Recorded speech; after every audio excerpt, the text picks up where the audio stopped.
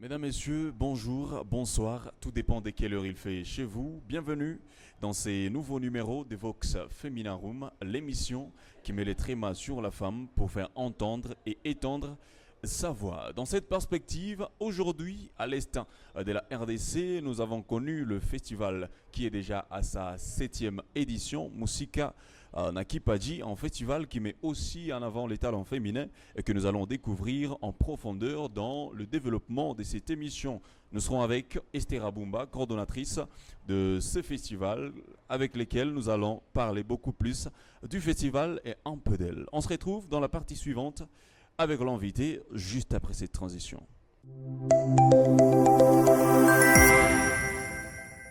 De retour sur ce plateau de Voxa Femina Room, déjà avec l'invité à qui j'ai dit bonjour et bienvenue. Bonjour, merci beaucoup. Alors, départ le nom, nous connaissons Esther Abumba, coordonnatrice de Musika Nakipaji. À part ça, qui est Esther? Je suis une citoyenne de Goma, je suis congolaise, je suis artiste slameuse et si je peux ajouter, j'ai un diplôme de licence en communication pour le développement. Ok, intéressant.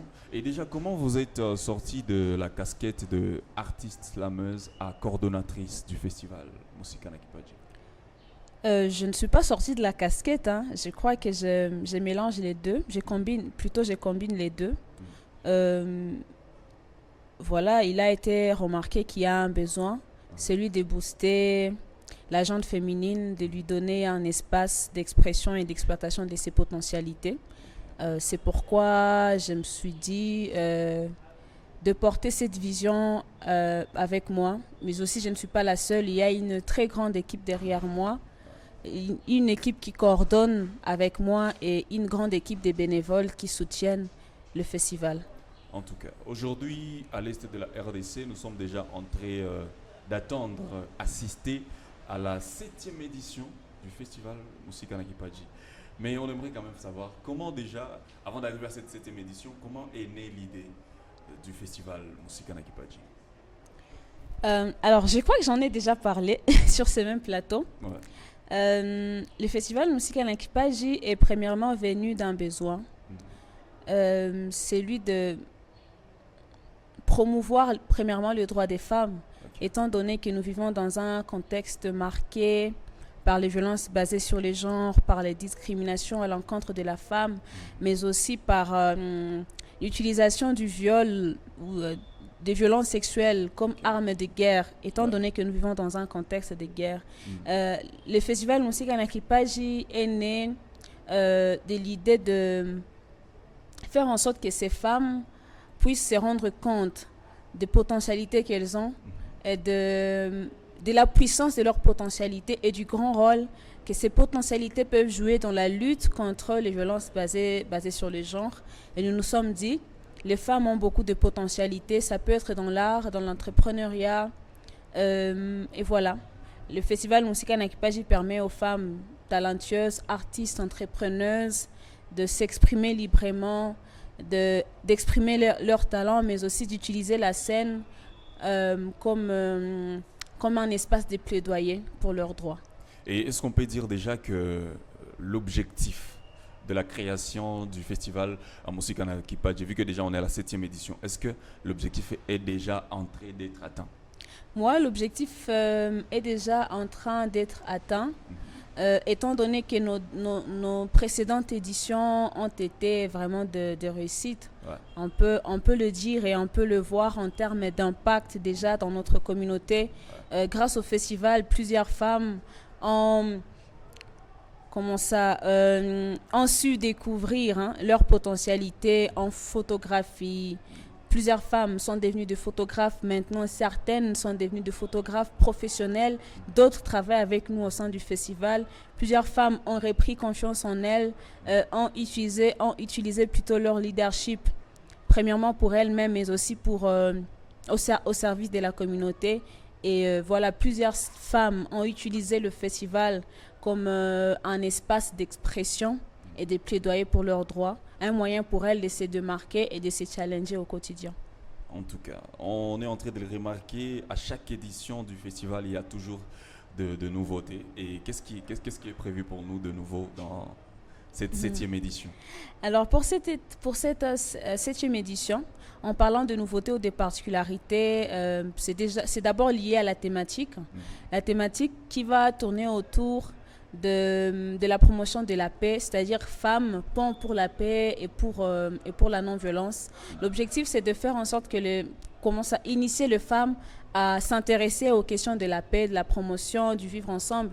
Faire en sorte que les femmes puissent aussi s'y impliquer, qu'elles ne puissent pas se dire ce sont des questions qui concernent uniquement les politiques ou qui concernent une certaine catégorie de personnes, mais qu'elles se sentent aussi impliquées et qu'elles partagent des messages de paix, de réconciliation, de la non-violence au moyen de leur art.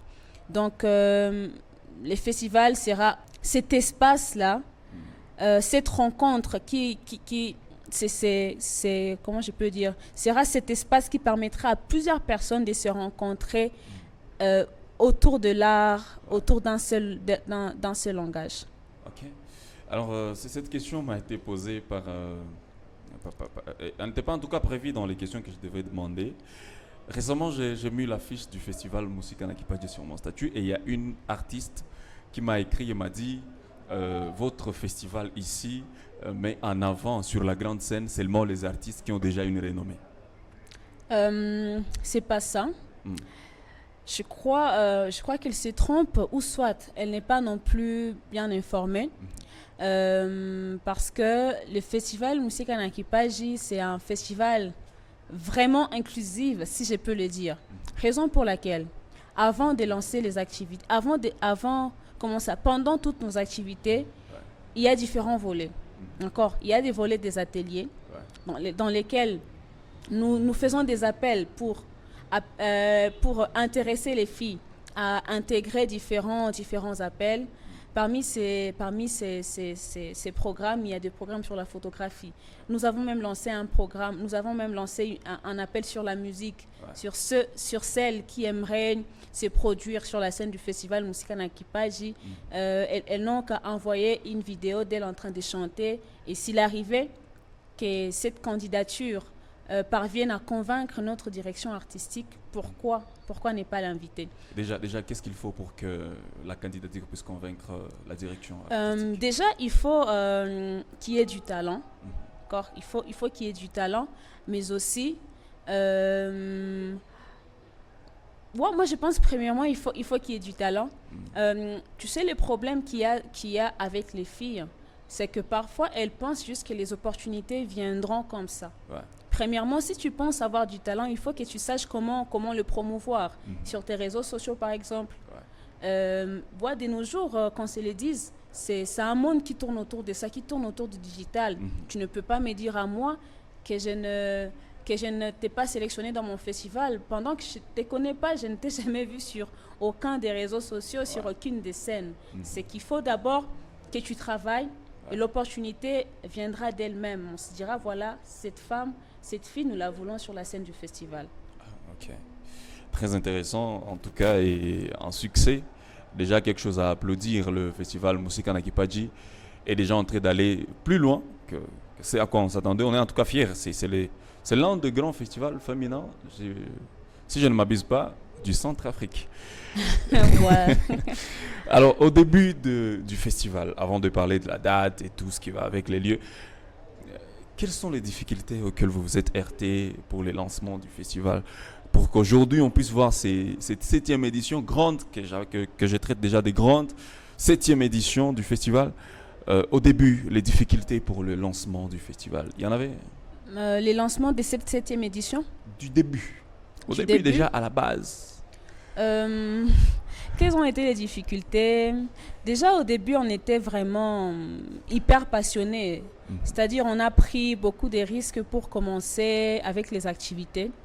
En parlant des difficultés, c'était des difficultés liées au partenariat. Il fallait qu'on parle à propos du festival aux grands partenaires pour que le projet il soit soutenu, mais aussi il fallait faire en sorte que les gens puissent s'approprier le festival. C'est dire, voilà, peu importe que ça soit un festival 100% féminin, mais que les hommes peuvent aussi se l'approprier. Ouais. Parce que l'idéologie du festival, c'est de faire en sorte qu'il y ait qu'il y ait une complémentarité entre les hommes et la femme plutôt qu'une dualité entre les deux. Ouais. Je crois que c'est un peu ça en termes des débuts. Parlant des complémentarités, il y a quelque chose qui me vient en tête directement. Sur toutes les scènes du festival Musika Nakipaji, on a tendance à voir que deux femmes. Sur la scène, à commencer par les défenses jusqu'au guest, aux têtes d'affiche, c'est que des femmes. Est-ce qu'il y a vraiment cette complémentarité ou bien ce sont les femmes qui confisquent toute la place et s'approprient tout?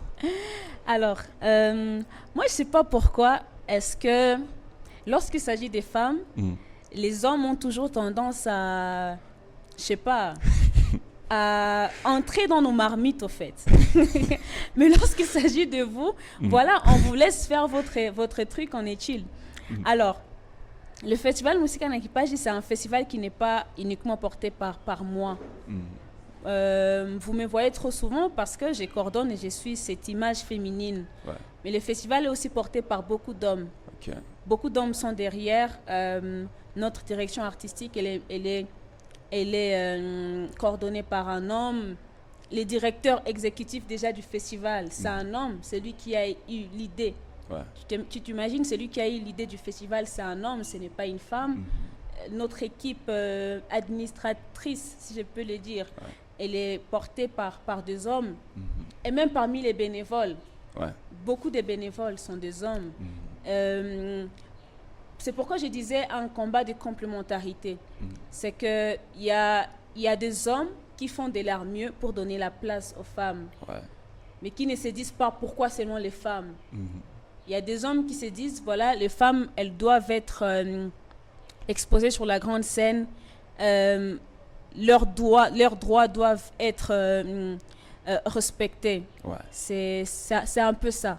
Okay. Donc, il y a des hommes qui sont de pont pour permettre à ce que les femmes puissent avancer. Voilà.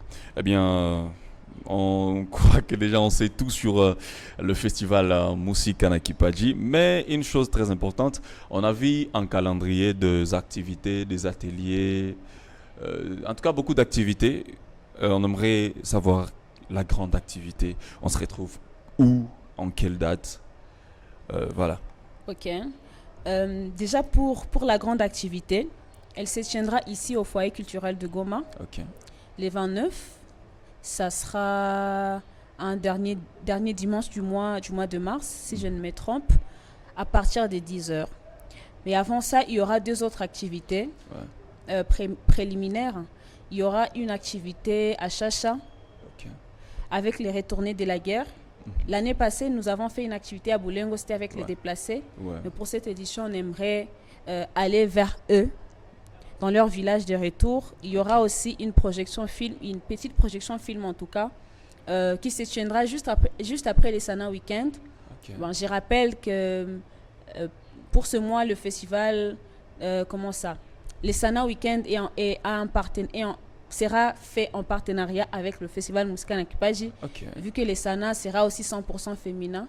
Donc juste après le Sana Weekend, on passera à la projection film en attendant les grands jours du 29 mars. Oh, d'accord. Et pour les Sana Weekend, c'est quelle date? Quel samedi?